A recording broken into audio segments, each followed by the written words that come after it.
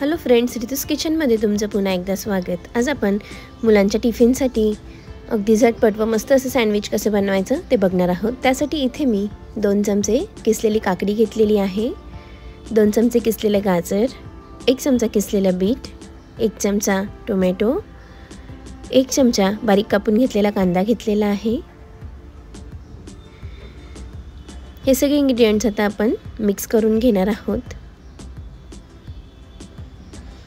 लहान मुलं शक्यतो गाजर आणि बीट खाण्यासाठी लवकर रेडी होत नाही, त्यामुळे लहान मुलांना गाजर आणि बीट खाऊ घालण्यासाठी हा एक उत्तम पर्याय आहे। बीटरूटपासून आपल्याला बरेचसे विटॅमिन आणि मिनरल्स मिळतात। ह्यामध्ये आता आपण चिमूटभर चाट मसालाही टाकून घेणार आहोत। त्यानंतर त्यामध्ये तेवढेच आपण काळी मिरी पूड टाकून घेणार आहोत।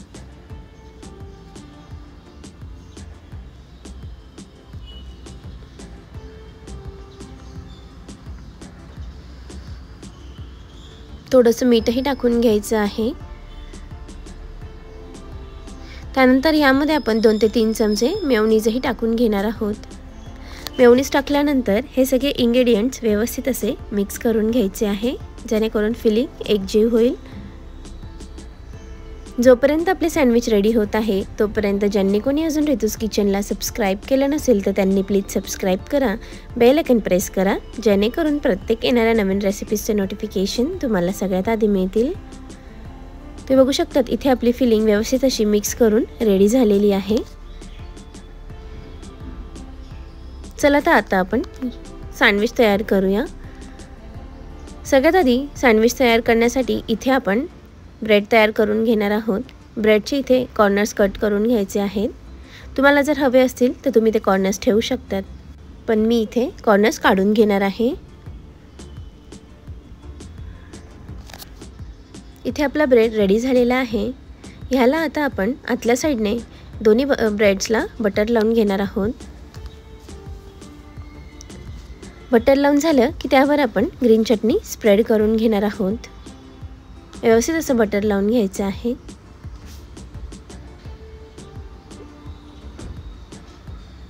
व्यवस्थित असं बटर लावून झालेलं आहे, त्यावर आता आपण ग्रीन चटणी स्प्रेड करून घेणार आहोत।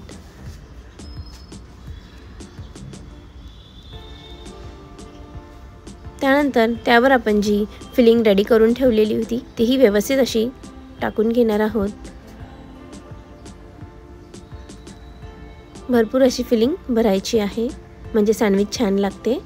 आता सँडविच क्लोज करून आपण याच्या दोन्ही साइडने बटर लावून घेणार आहोत आणि हे सँडविच तव्यावर टाकून दोन्ही साइडने गोल्डन ब्राउन आणि क्रिस्पी होईपर्यंत भाजून घेणार आहोत। एक साइड व्यवस्थित अशी गोल्डन ब्राउन होऊ द्यायची आहे, त्यानंतरच सँडविच आपण टर्न करून घेणार आहोत।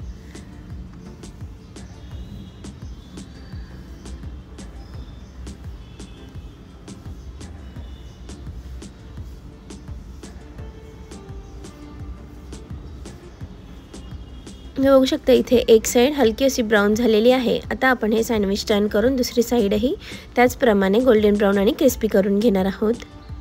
हे सँडविच तुम्ही मुलांना टिफिनमध्ये देऊन बघा, नक्कीच टिफिन पूर्णपणे मुलं संपवून येतील। खूप चविष्ट। तुम्ही बघू शकतात इथे आपले क्रिस्पी व गरमागरम असे सँडविच रेडी झालेले आहे। ते आता आपण एका प्लेटमध्ये काढून घेणार आहोत। इथे मी तुम्हाला एक सँडविच कट करून दाखवते। मस्तच अप्रतिम असे हे सँडविच तयार होतात। ही रेसिपी तुम्ही नक्की ट्राय करा आणि तुम्हाला कशी वाटली हे कमेंट बॉक्समध्ये कळवायला विसरू नका। रेसिपी बघितल्याबद्दल धन्यवाद। पुन्हा भेटूया अशाच एका नवीन रेसिपी सोबत। तोपर्यंत बाय बाय।